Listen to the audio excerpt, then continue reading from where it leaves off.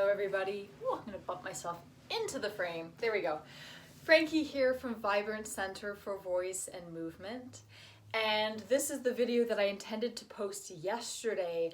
I had, the storm came through and knocked one of our trees onto the power line, and it was on fire, and then it blew the entire power line to our house. So it was an eventful day yesterday, which gave me a lot of opportunities to practice using orienting work, which was very helpful because I was going into teaching a 3-hour class with some people who'd never met me before.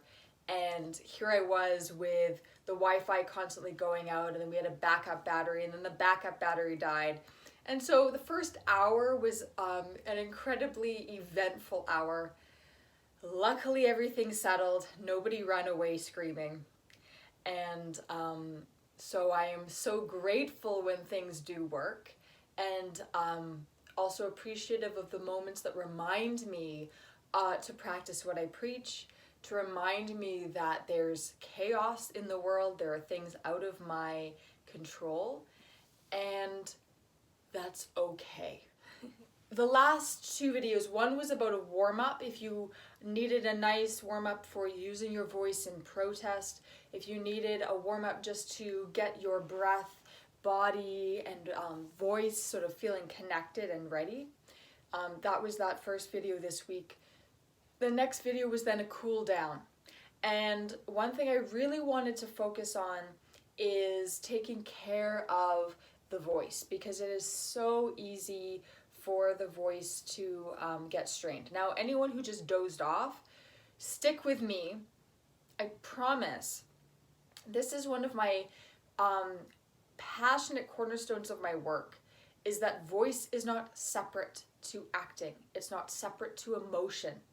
That when you allow your voice to be connected, when you're not trying to contrive anything, either vocally or emotionally, but you simply allow the sound of your inner experience to become expressed, then it doesn't feel like you're acting, you're channeling, you're applying that sound to text, and that's all that's necessary, with an asterisk beside that. Yes, it's important to know your character. It's important to understand why you're saying what you're saying, right? Context is important. That was really driven home for me when, for Burning Bones, we were having auditions, and it would be very clear who had read the play from which the scene that we had asked actors to prepare, compared to people who clearly had not read the play and didn't understand what was happening. So yes, please, there's an asterisk. But for the purpose of today, because that is a longer lesson, for the purpose of today, acting is allowing your inner experience to come out in your sound, and then shaping that sound into text. So, let's take care of our voices, and let's explore a little bit of what that might be, in a very brief way. So to start with, I want you to get comfortable, sitting, standing, lying down, whatever you would like to do, enough that you're still alert for this practice, but taking care of yourself if you do feel fatigue. And whatever you feel in this moment is perfectly fine. Take a moment to connect to your sound. Now, say you're relatively new to voice, okay? You're doing this sitting practice or lying down, standing practice. You make sound. I feel like I'm going to sneeze in a moment, so bear with me. Say you notice that you feel a bit dry. Hydrate. Now, a lot of voice do's, the lists include, it's really important to hydrate. Just to be very clear, you are not pouring water on your vocal folds. If you did that, you would drown. You would be sticking water in your lungs. So you need to have your whole body hydrated For all of this is a benefit, right? Our skin looks better, our vocal folds are plumper. You know, this doesn't require to move, but your spine even is going to plump up because there's no blood supply to the discs in your spine. So literally through movement and through hydration, you're helping your own spine, and on and on and on. So drink some water. And when you're doing voice work, when you're doing breath work, you are going to dehydrate. So it's really important to drink water. So that's where we're going to start today.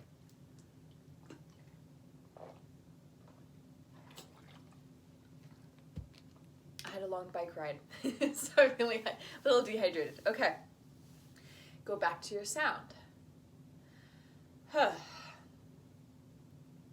Do you notice something else now creeping up? Now that you've dealt with hydration, I feel a little tense. I feel a little shut down. So you know what I'm going to do? Oh, I'm going to yawn. I'm going to stretch and open up and drop my shoulders. And I'm just going to think about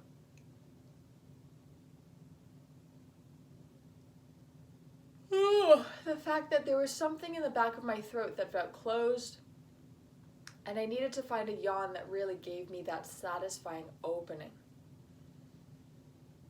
Now here's a quick tip.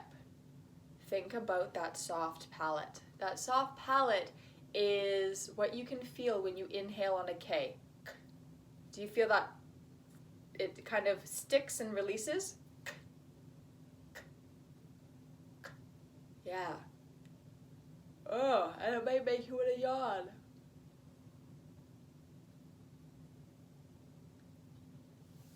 So see if you can find the sensitivity to lifting that palate. Oh. And now let's try some text from that place of lifting the palate. For the sake of this being an exercise, start with that inhaling on a K and then speak a line. About me the night, moonless, wimples the mountains. That feels a bit different. And now I want to explore this a little bit more. Okay, so I've created room in the back of my throat. And I'm yawning. And I'm hydrated. But I still feel like I'm doing a lot of work back here. How could I perhaps bring my sound more forward so that I'm making words drop off my lips? Let's try a hum. Okay, I feel like we're getting warmer. Let's go to blubs.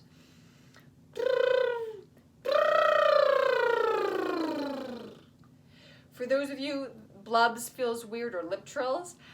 Some grade 2 girls taught me this. Just use your own fingers to bring the corners of your lips together. If you can't go for long, go for short. What I'm getting you to do is to sensitize yourself to the front of your mouth and to the idea of sending your breath there. You want a nice, strong, supported breath stream to come not just up to your vocal folds, but to come straight out of your mouth. Lovely. Let's go back to hums. Oh, I can now start to feel vibration up in my nose as well. So I know I'm getting warmer. A nice, open, relaxed throat and lifted palate, hydrated, and now I'm bringing my voice forward. This, shout out to Erin, who's a wonderful singing teacher in Atlanta. I think I got this from you. Calls it her magic wand, and I love that. So, if you have a straw, bring your straw to your lips and hum through the straw.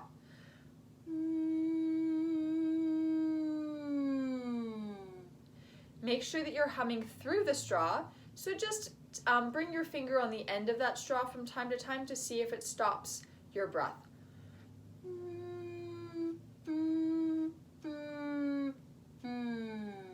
Lovely. Now that we've established that you are humming through the straw, I want you to hum through the straw. Let's go high to low.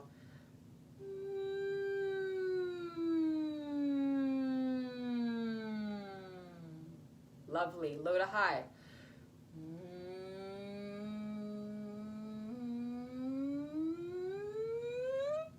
Lovely. I even had that straw against my teeth and it was vibrating on my teeth. Now I want you to notice where you feel a vibration.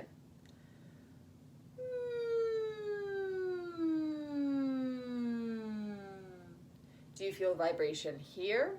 Do you feel vibration here? Do you feel vibration here?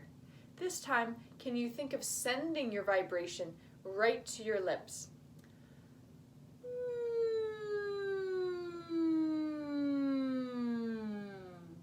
Hum low to high.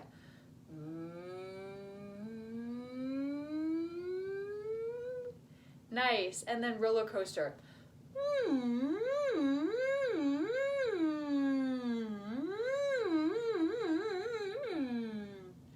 Lovely. Now hum a line of your text through the straw. Take the straw away and speak that line.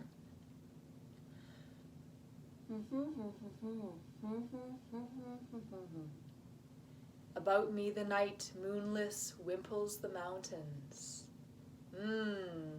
And I'm adding, of course, thinking about that nice open feeling at the back of my throat. I love to think of caverns, or if you've ever gone to like cathedrals and they're designed to carry sound. I like to think of the back of my throat as like a big echoey cave or a cathedral. One more time, hum that line through the straw and then speak that line.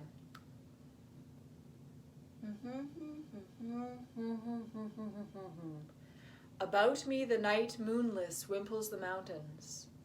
Now that doesn't mean that all of your characters are going to speak like this, right? But for the sake of exploring where I started when I started this video with how my voice sounded and how my voice felt in my body compared to how my voice feels right now in my body and how I can hear some change, I'm really interested in exploring that. And then also, it's made me more aware of sensations in my body. And so that's creating a feedback loop that's changing my emotions. And then I can speak from there, right? One more thing that I love about this straw is it can be very, two more things I love about this straw. It can be very great therapy for the vocal folds. Not only does it help you to think of bringing your breath energy forward, which also means you don't have to work so hard to be heard, volume, or understood. What's the word? Oh, where did I go with that? To be understood, articulation. It's late at night. Articulation, but also thinking of support. So it's so common. I've seen young actors and they'll talk and they'll actually be pumping or they'll be shortening their pelvis toward their throat. And that's often a sign, a very big visual sign, but a sign that the rectus is doing a lot of work here. When the rectus is engaged, and I think you can probably hear that in my throat, I can feel that shift, it's causing a lot of pulling and tension on my throat, and it's hard to get those words out. I feel like I have to work very hard to get the words out, right? My shoulders are creeping up too, right? We're not doing an abdominal exercise. We're not going for a six-pack. And in fact, it can be very interesting to look at actors in Hollywood who have the beautiful six-pack, who are also very dehydrated and have been on excessive diets to cut their body fat so that you can see muscle, and then actually the impacts that it can have on the voice, on endurance, on the ability to be expressive, right? Because when we put our bodies in stress, there can be a point where we might be getting some diminishing returns in terms of artistry. I'll put that out there. Do with it what you will.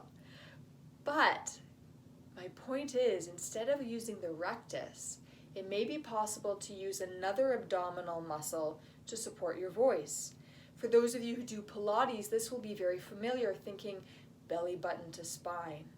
And you might hear a shift in my voice when I'm thinking my belly button to my spine to support my sound, as opposed to using something like my rectus. There we go, using my rectus to speak.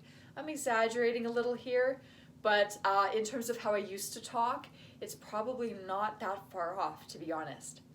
With a straw, you can help to find that sensation of belly button to spine maybe a little bit more easily. This really helped me because for a long time I was having trouble finding that feeling or getting that engagement, the timing of that engagement with breathing in, releasing, and then exhaling with my belly button to my spine. This is similar to bel canto singing, and this is a important technique in Fitzmaurice voice work. Shout out to Catherine Fitzmaurice. So let's try this again, just thinking belly button to spine. Not worrying if it doesn't work the first time, but just exploring what sensations might be there.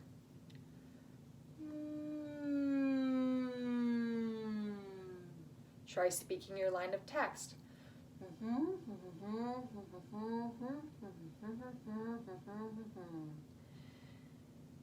About me the night, moonless, wimples the mountains. And I'm going to leave it on that.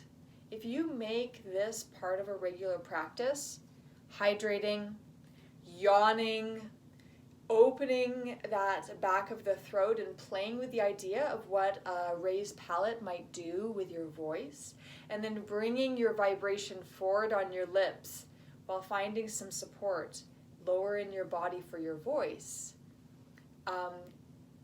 I would be very interested to hear from you what discoveries you make. With some consistency in your practice, you will be a vocal, physical, and emotional athlete, and I know that you will move forward in leaps and bounds. Feel free to let me know how things are working for you, if you have any questions, or what more you'd like to see in these videos. Take care, everybody, and take care of yourselves, take care of each other, and I'll see you all again soon.